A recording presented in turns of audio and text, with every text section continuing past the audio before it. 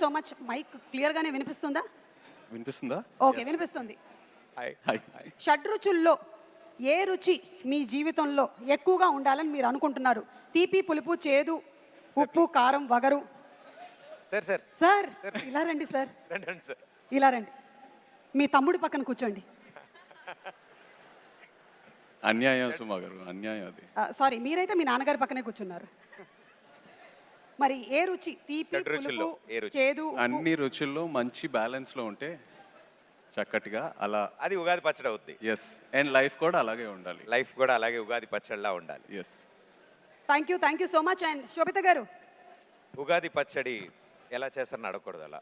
లేదు అంటే నేను ఇవాళ ఏం అడుగుదాం అనుకుంటున్నానంటే, ఇవాళ బై ఎనీ ఛాన్స్ నాగచైతన్య గారు మీకోసం ఏమైనా స్పెషల్ వంటకం చేసి ఇచ్చారా, లేదా మీరేమైనా స్పెషల్ ప్రిపరేషన్ చేసి ఇచ్చారా? పొద్దున్న ఉగాది పచ్చడి చేశాను. చెప్పానా? నాకు తెలుసు ఆవిడ ఉగాది పచ్చడి అనగానే ఫేస్ వెలిగిపోయింది ఆవిడది. సో ఉగాది పచ్చడి ఇవాళ Yes. ఏం వండారు అంటే ఉగాది పచ్చడి వండాను అన్నారు. వండలేదు, అది చేశాను. అందులో తయారు చేశారు. అది తయారు చేశారు. కరెక్ట్. మనం ఒక్కసారి ఇటు రైట్ సైడ్కి వెళ్దాము. Yeah, yeah. ఇటు